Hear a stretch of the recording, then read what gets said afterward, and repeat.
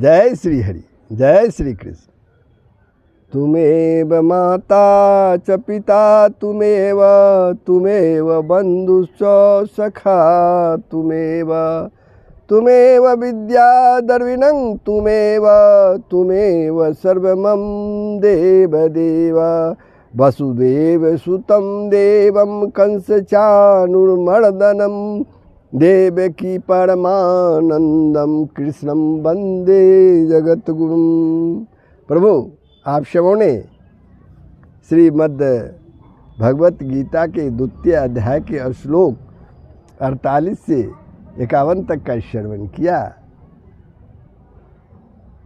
अब आगे का श्रवण हम श्लोक 52 से प्रारंभ कर रहे हैं। आप लोग ध्यानपूर्वक जरा श्रवण करें। प्रभु,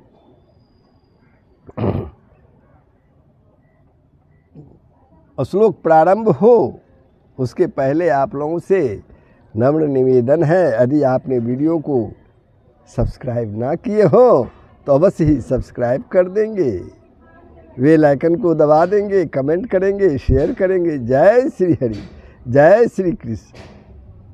तो 52वां श्लोक।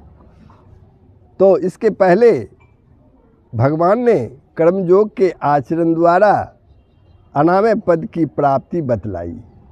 इस पर अर्जुन को यह जिज्ञासा हो सकती है कि अनामय परम पद की प्राप्ति मुझे कब और कैसे होगी। अनामय पद की प्राप्ति मुझे कब और कैसे होगी।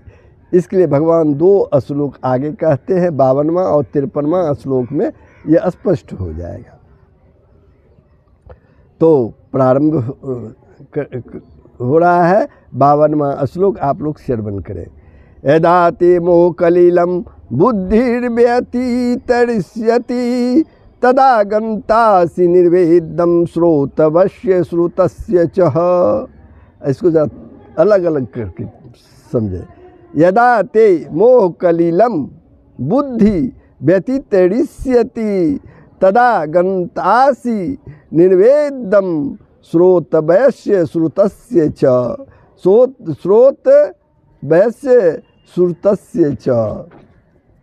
जिस काल में भगवान कहते हैं इस श्लोक के द्वारा कि अर्जुन की जिज्ञासा को शांत करने के लिए कि जिस काल में तेरी बुद्धि मोह रूप दलदल को भली भांति पार कर जाएगी, यानी मोह रूप दलदल को पार कर जाएगी, यानी तेरी बुद्धि इस मोह रूप दलदल से निकल जाएगी, उस समय तू सुने हुए और सुनने में आने वाले इस लोक और परलोक संबंधी सभी भोगों से वैराग्य को प्राप्त हो जाएगा।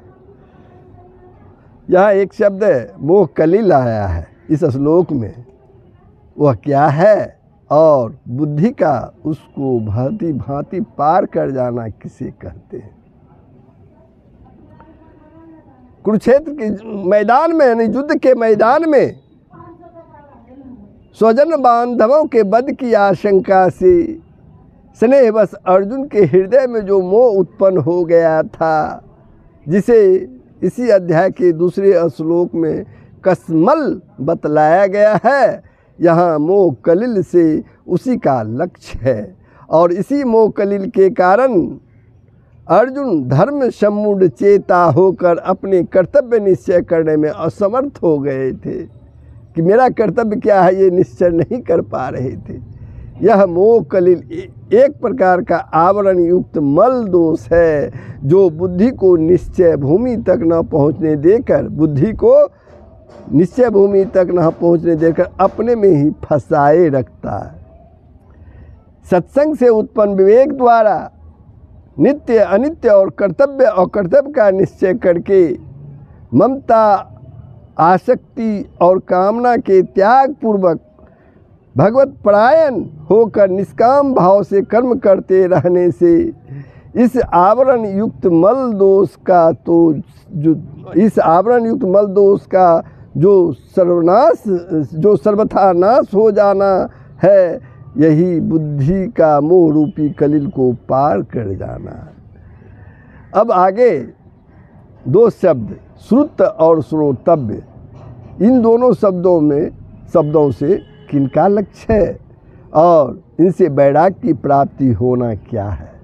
श्रुत और श्रोतव्य, इस लोक और परलोक के जितने भी भोगेश्वर्यादि आज तक देखने सुनने अनुभव में आ चुके हैं, भोग की जितने भी है देखने सुनने अनुभव में आ चुके हैं उनका नाम श्रुत है। और भविष्य में जो देखे सुने और अनुभव किए जा सकते हैं, भविष्य में जो देखे सुने और अनुभव किए जा सकते हैं उन्हें श्रोतव्य कहते हैं। उन सब को दुख हेतु अनित्य समझकर उनमें जो आसक्ति का सर्वथा अभाव हो जाना है, यही उनसे वैराग्य को प्राप्त होना है। भगवान कहते हैं कि मोह के नाश होने पर जब तुम्हारी बुद्धि सम्यक प्रकार से स्वाभाविक स्थिति में पहुंच जाएगी, सभी प्रकार से तुम स्वाभाविक स्थिति में पहुंच जाएगी, तब तुम्हें इस लोक और परलोक की समस्त क्षणिक पदार्थ से यथार्थ वैराग्य हो जाएगा। समस्त क्षणिक पदार्थ से वास्तविक रूप में वैराग्य हो जाएगा। अब आगे श्रुति विप्र प्रतिपन्ना ते सदा स्थास्यति निश्चला समाधावचला बुद्धि अस्तदा जोगम वापस्यसि। इसको फिर से सुनिए तोड़ करके। श्रुति विप्र प्रतिपन्ना ते यदा स्थास्यति निश्चला समाधो अचला बुद्धि तदा योगम अवापस्यसि। भांति भांति के वचनों को सुनने से, भांति भांति के वचनों को सुनने से विचलित हुई तेरी बुद्धि जब परमात्मा में अचल और स्थिर होकर ठहर जाएगी, तब तू योग को प्राप्त हो जाएगा, अर्थात तेरा परमात्मा से नित्य संयोग हो जाएगा। भगवान श्री कृष्ण कहते हैं। यहाँ श्रुति विप्रतिपन्ना बुद्धि का क्या स्वरूप है। इस लोक और परलोक के भोगेश्वर्य और उनकी प्राप्ति के साधनों के संबंध में भांति भांति के वचनों को सुनने से बुद्धि में विक्षिप्तता आ जाती है। इसके कारण वह एक निश्चय पर निश्चल रूप से नहीं टिक सकता, एक निश्चय पर निश्चल रूप से नहीं टिक सकती। अभी एक बात को अच्छी समझती है तो कुछ ही समय बाद दूसरी बात अच्छी मानने लगती है। ऐसी विक्षिप्त और अनिश्चयात्मिकता बुद्धि को यहाँ श्रुति विप्रतिपन्ना बुद्धि कहा गया है। यह बुद्धि का विक्षेप दोष है, यह बुद्धि का विक्षेप दोष है। उसका परमात्मा में अचल और स्थिर ठहर जाना क्या है। उसका परमात्मा में अचल और स्थिर ठहर जाना क्या है। मोह रूप दलदल से पार हो जाने के कारण इस लोक और परलोक के भोगों से सर्वथा विरक्त हुई बुद्धि का जो विक्षेप दोष से सर्वथा रहित हो जाना और एकमात्र परमात्मा में ही अस्थायी रूप से निश्चल टिक जाना है, यही उसका परमात्मा में अचल और स्थिर ठहर जाना है। उस समय योग का प्राप्त होना क्या है। यहाँ योग शब्द परमात्मा के साथ नित्य और पूर्ण संयोग का वाचक है, क्योंकि यह मल विक्षेप और आवरण दोष से रहित विवेक वैराग्य संपन्न और परमात्मा में निश्चल रूप से स्थित बुद्धि का फल है। तथा इसके बाद ही अर्जुन ने परमात्मा को प्राप्त स्थित प्रज्ञ पुरुषों के लक्षण पूछे हैं। इससे भी यह सिद्ध होता है। 50वें श्लोक में तो योग का अर्थ समत्व किया गया है और यहाँ उसे परमात्मा की प्राप्ति का वाचक माना गया है। इसका क्या तात्पर्य है? इसका क्या तात्पर्य है? वहाँ योग रूपी साधन के लिए चेष्टा करने की बात कही गई है। और यहाँ स्थिर बुद्धि होने के बाद फल रूप में प्राप्त होने वाले योग की बात है। इसी से यहाँ योग शब्द को परमात्मा की प्राप्ति का वाचक माना गया है। गीता में योग और योगी शब्द निम्नलिखित कुछ उदाहरणों के अनुसार प्रसंगानुकूल विभिन्न अर्थों में आए हैं। तो पहले योग के बारे में बताया। पहला कर्म योग। यहाँ योग में आरूढ़ होने की इच्छा वाले के लिए कर्म कर्तव्य बतलाए गए हैं। इस कारण योग शब्द कर्म योग का वाचक है। उसके बाद आता है ध्यान योग। वायु रहित स्थान में स्थित दीपक की ज्योति के समान चित्त की अत्यंत स्थिरता का वर्णन होने के कारण यहाँ योग शब्द ध्यान योग का वाचक है। समत्व योग। योग में स्थित होकर आसक्ति रहित हो तथा सिद्धि असिद्धि में समबुद्धि होकर कर्मों के करने की आज्ञा होने से यहाँ योग शब्द समत्व योग का वाचक है। अब आता है भगवत प्रभाव रूप योग। भगवत प्रभाव रूप योग ये क्या है भाई? इसमें आश्चर्यजनक प्रभाव दिखलाने का वर्णन होने से यह शक्ति या प्रभाव का वाचक है। उसके बाद आता है पांचवा भक्ति योग। लगातार अव्यभिचार रूप से भजन करने का उल्लेख होने से यहाँ योग शब्द भक्ति योग का वाचक है। यहाँ तो स्पष्ट भक्ति योग शब्द का उल्लेख ही हुआ है। अब आता है छठा अष्टांग योग। अष्टांग योग क्या है भाई? यहाँ योग शब्द का अर्थ सांख्य योग या कर्म योग नहीं लिया जा सकता, क्योंकि ये दोनों शब्द व्यापक है। यहाँ जग के नाम से जिन साधनों का वर्णन है वे सभी इन दोनों योगों के अंतर्गत आ जाते हैं। इसलिए योग शब्द का अर्थ अष्टांग योग ही लेना ठीक मालूम होता है। उसके बाद सातवां सांख्य योग। इसमें सांख्य योग के विशेषण के रूप में आने से यह सांख्य योग का वाचक है। इसी प्रकार अन्य स्थलों में भी प्रसंगानुसार समझ लेना चाहिए। ये तो योग के बारे में आप लोगों ने जानकारी ली। अब आता है योगी। योग और योगी। योगी तो पहला है ईश्वर। भगवान श्री कृष्ण का संबोधन होने से यहाँ योगी शब्द ईश्वर का वाचक है। दूसरा आता आत्मज्ञानी। अपने समान सबको देखने का वर्णन होने से यहाँ योगी शब्द आत्मज्ञानी का वाचक है। सिद्ध भक्त।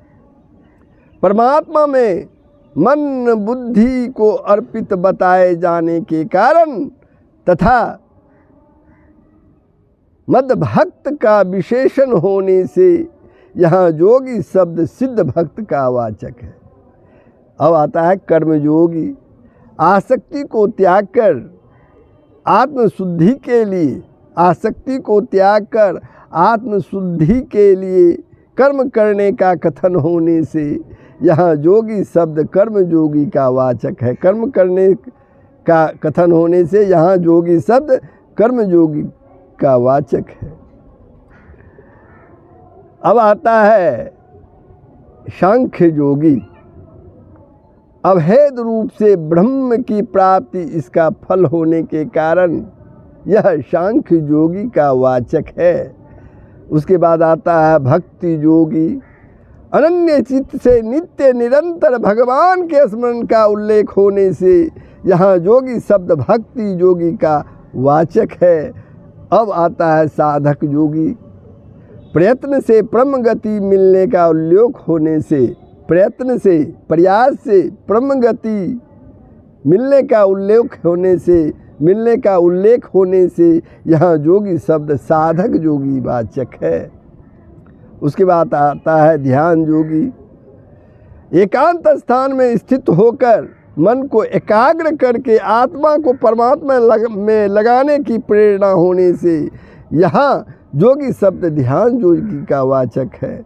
उसके बाद आता है सकाम कर्मी। वापस लौटने का उल्लेख होने से यहाँ जोगी शब्द सकाम कर्मी का वाचक है। तो पूर्व श्लोकों में भगवान ने यह बात कही है कि जब तुम्हारी बुद्धि मोह रूपी दलदल को सर्वथा पार कर जाएगी तथा तुम इस लोक और परलोक के समस्त भोगों से विरक्त हो जाओगे, तुम्हारी बुद्धि परमात्मा में निश्चल ठहर जाएगी और तुम परमात्मा को प्राप्त हो जाओगे।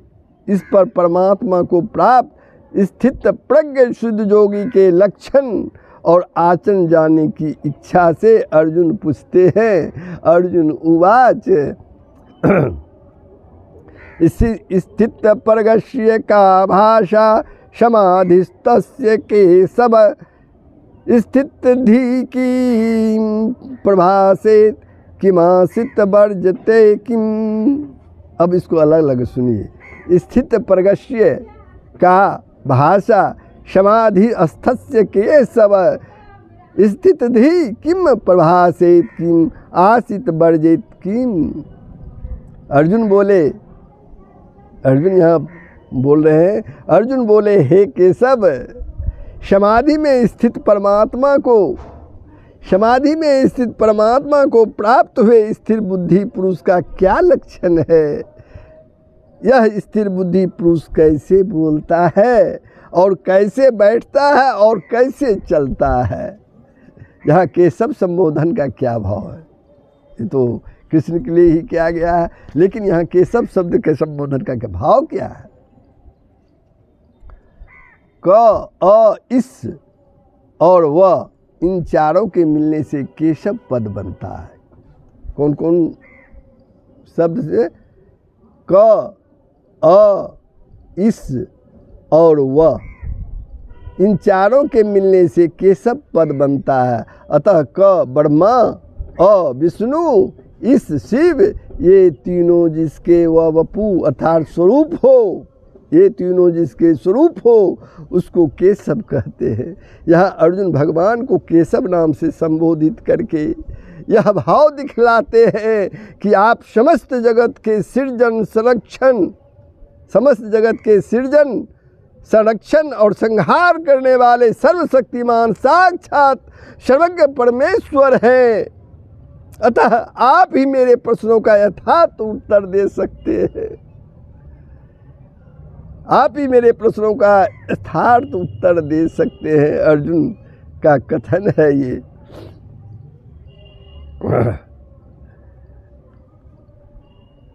पूर्व श्लोक में अर्जुन ने परमात्मा को प्राप्त हुए सिद्ध योगी के विषय में 4 बातें पूछी है।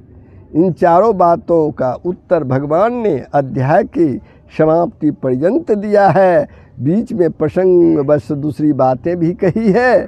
इस अगले श्लोक में अर्जुन के पहले प्रश्न का उत्तर संक्षेप में देते हैं।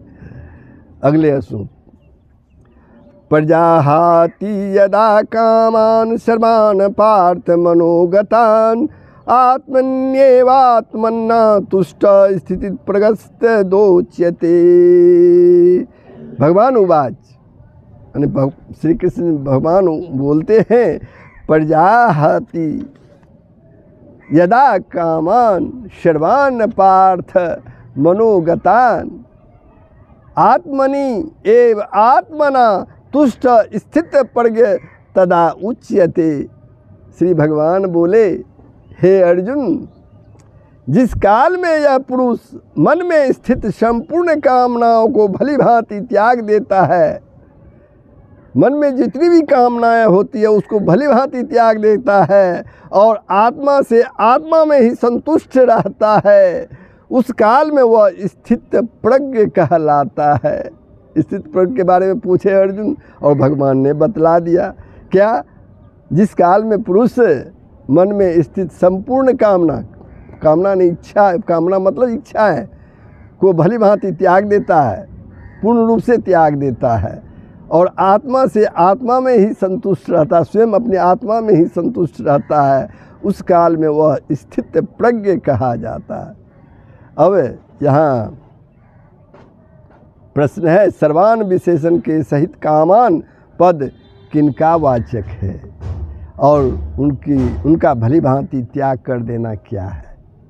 इस लोक या परलोक के किसी भी पदार्थ के संयोग, इस लोक या परलोक के किसी भी पदार्थ के संयोग या वियोग की जो किसी भी निमित्त से किसी भी प्रकार की मंद या तीव्र कामनाएं, मंद या कम या तेज कामनाएं मनुष्य के अंतःकरण में हुआ करती है, उन सब का वाचक यहाँ सर्वान विशेषण के सहित कामान पद है।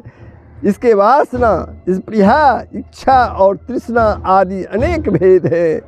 इन सबसे सदा के लिए सर्वथा रहित हो जाना ही उनका सर्वथा त्याग कर देना है। वासना, स्पृहा, इच्छा और तृष्णा में क्या अंतर है? वासना, स्पृहा, इच्छा और तृष्णा में क्या अंतर है? शरीर, स्त्री, पुत्र, धन, मान, प्रतिष्ठा आदि अनुकूल पदार्थों के बने रहने की और प्रतिकूल पदार्थों के नष्ट हो जाने की जो राग द्वेष जनित सूक्ष्म कामना है, जो राग द्वेष जनित सूक्ष्म कामना है, जिसका स्वरूप विकसित नहीं होता, उसे वासना कहते हैं। किसी अनुकूल वस्तु के अभाव का बोध होने पर जो चित्त में ऐसा भाव आता है कि अमुक वस्तु की आवश्यकता है, उसके बिना काम नहीं चलेगा, इस अपेक्षा रूप कामना का नाम स्पृहा है। यह कामना की वासना की अपेक्षा विकसित रूप है। यह कामना की वासना की अपेक्षा विकसित रूप है। जिस अनुकूल वस्तु का अभाव होता है, जिस अनुकूल वस्तु का, जो वस्तु हमें चाहिए, अगर उसका अभाव होता है तो उसके मिलने की और प्रतिकूल के विनाश की या न मिलने की प्रकट कामना का नाम इच्छा है। यह कामना का पूर्ण विकसित रूप है और स्त्री, पुत्र, धन आदि पदार्थ यथेष्ट प्राप्त रहते हुए भी जो उनके अधिकाधिक बढ़ने की इच्छा है, अधिक धन है लेकिन चाहते हैं कि वह धन बढ़ता ही रहे, ये इच्छा है, उसको तृष्णा कहते हैं। इस कामना का बहुत स्थूल रूप है। यहाँ कामान के साथ मनोगतान विशेषण देने का क्या भाव है? इससे यह भाव दिखलाया गया है कि कामना का वास स्थान मन है। कामना का वास स्थान क्या है, कहाँ है? वो मन है। अतः बुद्धि के साथ साथ जब मन परमात्मा में अटल स्थिर हो जाता है, तब इन सब का सर्वथा अभाव हो जाता है। इसलिए यह समझना चाहिए कि जब तक साधक के मन में होने वाली, साधक के मन में रहने वाली कामनाओं का सर्वथा अभाव नहीं हो जाता, पूर्ण रूप से अभाव नहीं हो जाता, तब तक उसकी बुद्धि स्थिर नहीं है। एक प्रश्न है, आत्मा से आत्मा में ही संतुष्ट रहना, ये है क्या? अंतःकरण में स्थित समस्त कामनाओं का सर्वथा अभाव हो जाने के बाद समस्त दृश्य जगत से सर्वथा अतीत नित्य शुद्ध बुद्धि परमात्मा के यथार्थ स्वरूप को प्रत्यक्ष करके जो उसी में नित्य तृप्त हो जाता है, यही आत्मा से आत्मा में संतुष्ट रहना है। तीसरे अध्याय के 17वें श्लोक में भी महापुरुष के लक्षणों में आत्मा में ही तृप्ति और आत्मा में ही संतुष्ट रहने की बात कही गई है। उस समय वह स्थित प्रज्ञ कहा जाता है। इस कथन का क्या भाव है? इससे यह भाव दिखलाया गया है कि कर्म योग का साधन करते करते जब योगी की उपयुक्त स्थिति हो जाती है, तब समझना चाहिए कि उसकी बुद्धि परमात्मा में अटल स्थित हो गई है अर्थात वह योगी परमात्मा को प्राप्त हो चुका है। अब यहाँ क्या संबंध है वो ध्यानपूर्वक सुनिए। स्थित प्रज्ञ के विषय में अर्जुन 4 बातें पूछी हैं। उनमें से पहला प्रश्न इतना व्यापक है कि उसके बाद के तीनों प्रश्नों का उसमें अंतर्भाव हो जाता है। इस दृष्टि से तो अध्याय की समाप्ति पर्यंत उस एक ही प्रश्न का उत्तर है, पर अन्य 3 प्रश्नों का भेद समझने के लिए ऐसा समझना चाहिए कि अब 2 श्लोकों में स्थित प्रज्ञ कैसे बोलता है, इस दूसरे प्रश्न का उत्तर दिया जाता है। इस दूसरे प्रश्न का उत्तर दिया जाता है। तो बंधुओं, श्लोक 55 पर मैं विश्राम लेता हूँ। आप लोगों ने श्रवण किया, कैसे लगा कमेंट के माध्यम से बताएंगे। यदि वीडियो को सब्सक्राइब नहीं किया है तो सब्सक्राइब कर देंगे, बेल आइकन को दबा देंगे।